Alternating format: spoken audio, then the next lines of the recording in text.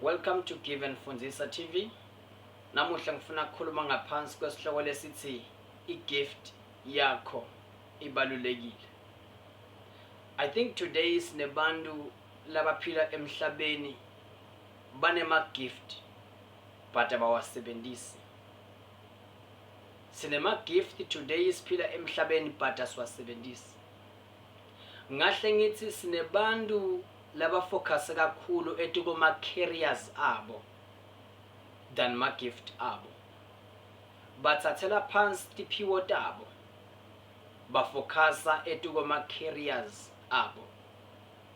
Into lenge ngayifunza ukuthi i-career iyaphela ekuhambeni kwesikhathi.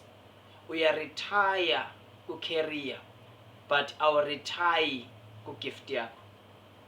I-gift yakho ingasebenza nawe noma ungayisebenzisa uze uyofa, but i-career yakho uma ungajubeka linyawo bangakutshela ukuthi you are fired.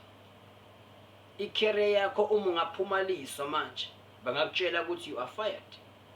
I-career yakho uma ungagula 6 months bangagcina bakutshele ukuthi listen, you are fired. Bangakunika imali takho leti bebakusavela tona all along bangakunika leyo mali leyo bakathe bakutshele ukuthi gede phuma phelile ngabo. So you retire ku career but awu retire ku gift yakho. Nginokuthi mina kuthi une gift akusho ukuthi kumele ungabi ne career. Kanjalo kuthi une career akusho ukuthi kufuna uignore igift yakho. Uthi lo munye angengikhone kufocusa career nako gift ngesikhathi lesiyi-1 mhlawumbe, but uma uhlanganiphile ungakhona bamba lapha. I-career yakho ibalulekile njenge gift yakho, but i-career yakho angeke ibaluleke kudlula igift yakho. Athi ngikutshela something, the reason uba emhlabeni kungenxa ye gift yakho. Bengeke uNkulunkulu akulethe emhlabeni ngaphandle kwe gift. Ukuletha emhlabeni because you gifted. Ukuletha emhlabeni because kunento lekumele uyifulfile emhlabeni. Athi ngikwendele example.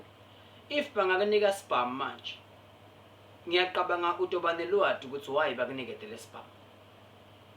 Because uyakwazi ukuthi spam sisebenza. Which means mama kunika spam uyathi use assignment yakho yini. If bangakuthatha manje bathi nayi lendlo lesifuna uyinakekele, sewuyathi uthi assignment yakho ini njengoba kunikete lendlo ukuthi uyinakekele.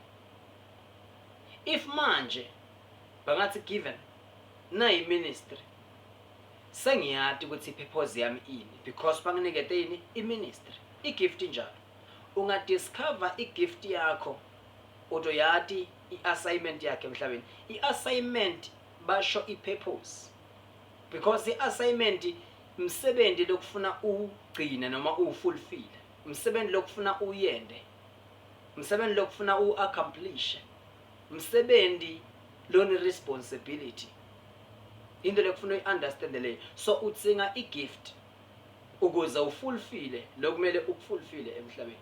Do you know ukuthi uyaba ne career but ungabi satisfied?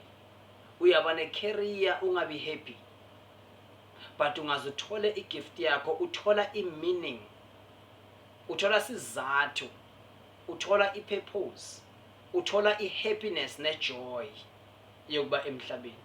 I-gift ikuyenda uphile double emhlabeni. I-gift yakho ikuyenda ube free, ikuyenda ube nguwe. Ukhumbule ku career usuka u-actor, i-career uyakuyitrainela. That's why bathi uyaceceshwa, uyatrainwa, uyaceceshwa lapha ukuze ukhone ku-accomplisha lento lebafuna uyi-accomplish. Ufika lapha ungati lutho, bakufunzise, bakufake ama-trainings njengaleto until ube better kule career lebakufaka kuyo. But ubokwazi ukule career leyo kwesikhashana noma nini ungadediswa, noma nini kungaba ne replacement. Akekho umuntu onga replacer i-career. Ngifuna ukuthi akekho umuntu onga replacer i-gift yakho. but baningi bantu abanga-replace i-career yakho. Umsebenzi wakho bangawu-replace, but i-gift yakho akekho longayi-replace. Ku-gift yakho uba nguwe, but ku-career uba ngulo muntu lobakubuilde ukuthi ube nguye, bakutraina, bakuyenta ube ngilento lebona bafuna yona. So awubi nguwe u-career, but uba nguwe u-gift. Listen, akusirong kuba ne-career, bane-career, but i-career yakho ungayivumeli itshontshe i-gift yakho. Kwamele usithole isikhathi sokusebenzisa yini i-gift yakho. Kubalulekile lokho. And i-gift yakho ibaluleke kundlula i-career yakho. I-joy uyithola ku-gift, not ku-career. Uyithola ku-gift, not ku-career. Into lekufuna uyi-understand leyo. I hope this message will transform your life. Bengizama ukukuteacha ngokubaluleka kwesiphiwo sakho. Ungasi reject isiphiwo sakho. Sebenzisa. Thank you so much. Bye bye.